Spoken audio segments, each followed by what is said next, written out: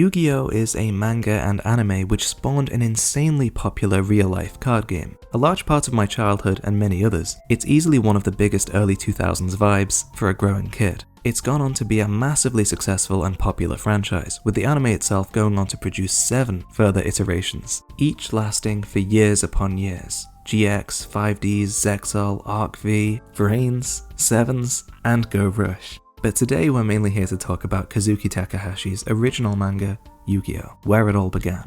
It's a series about a small boy who completes an ancient artifact and uncovers a mysterious phantom pharaoh. The series mainly progressed through a series of card games, Duel Monsters, slowly uncovering the origins of the ancient Egyptian lore. Along the way there were all sorts of twists and turns, but let's take a look right at the start. Yu-Gi-Oh! Started with a school-based manga, a simplified version of Duel Monsters, and an interesting origin story. At this early point there was Takahashi's Dragon Ball inspired eyes. Females had more circular, larger eyes, with males having sharper, pointed ones. This is something that would increasingly sharpen, to the point that Takahashi's style would epitomize this. It's styled to embody a little smidgen of hieroglyphic figures. The character design was obviously exclusive to school uniform, but even here there was the occult. The Millennium Puzzle reveals Yami Yugi, and so the reveal of the Shadow Realm slowly begins. A bit like Murder Josuke, things start darker than they end up, with death being much more abundant, and Yami Yugi's judgment being a far more prevalent thing than the guardian that he would become. It was just dark enough that it never made it over to the West. It's never been dubbed or picked up by 4Kids, themselves only taking on the later Duel Monsters anime, and making even that more child-friendly where they could. Yugimoto's character design has an interesting look to it. Apparently he really is wearing latex, because Takahashi was inspired by Edward Scissorhands by Tim Burton, especially by the quote-unquote bondage fashion which Edward wears. With regards to manga inspirations, Takahashi has named JoJo's Bizarre Adventure for the light and dark notes of its story as a major influence. You can't see the inspiration as much here, but if we take a look at the previous manga that Takahashi worked on, his debut in Weekly Shonen Jump, Tenenshoku Danji Bure, looks the spitting image of JoJo Part 1 and JoJo Part 2.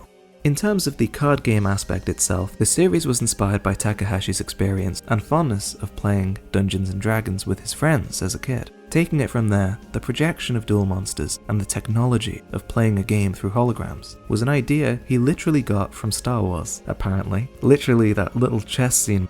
Takahashi made a brilliant series with fitting artwork that wasn't too overdone, not too simplistic, but perfect to carry the story that he wanted to tell. We can't talk about Yu-Gi-Oh! Duel Monsters without mentioning the monsters themselves though. The designs of Kazuki Takahashi are legendary. When you think that even just these beginning monsters in a small deck were exclusively designed by one man, it's massive art-wise. How many iconic images he went on to create. The almost fishbone-like structure of the Blue Eyes White Dragon and the fantastical look of the Red Eyes Black Dragon are just the beginning. I don't think I knew anyone who didn't like the design of the Dark Magician, just such a cool character design. Then there were the more graphical looking cards like Monster Reborn, such an intriguing way to draw a resurrection spell. I always thought it was supposed to be an angel that we can't quite comprehend. A big part of the success of Yu-Gi-Oh! Really comes from how these images manage to capture the imagination of millions of children.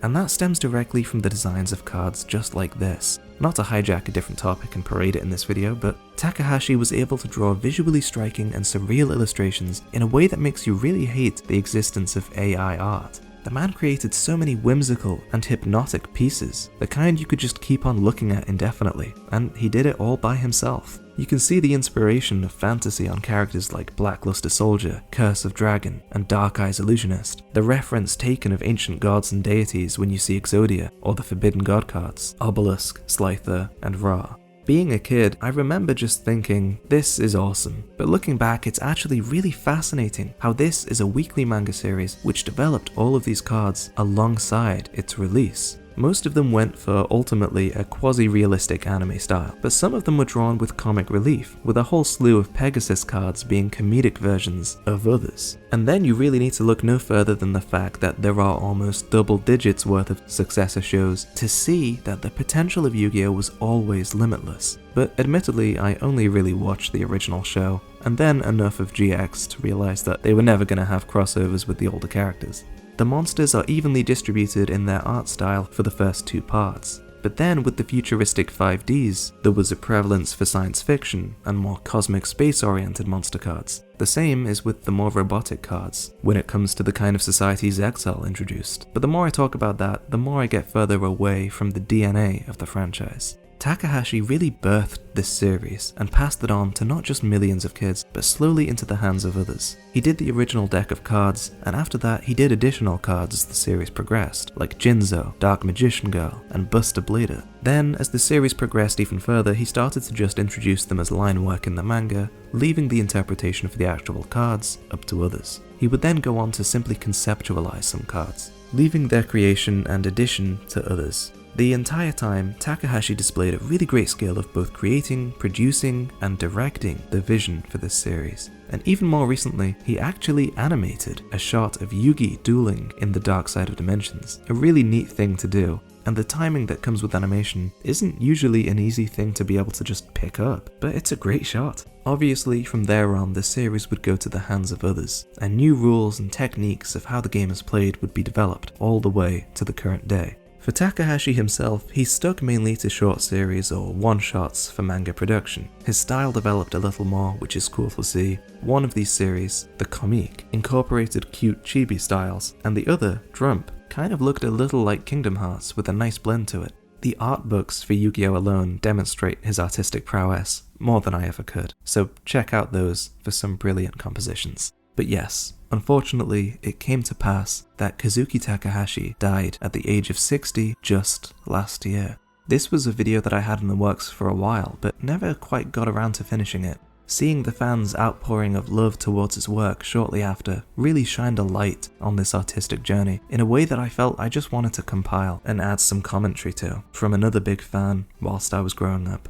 He ended up involving himself in a situation where 3 people had gone overboard 3 meters from the shore of Okinawa. There was a riptide endangering the overboard crew whilst Takahashi was snorkeling in the area. He ended up being a casualty in an effort to rescue those in danger of drowning. It's tragic, really, but also really humbling that he really did give everything he could right until the very end.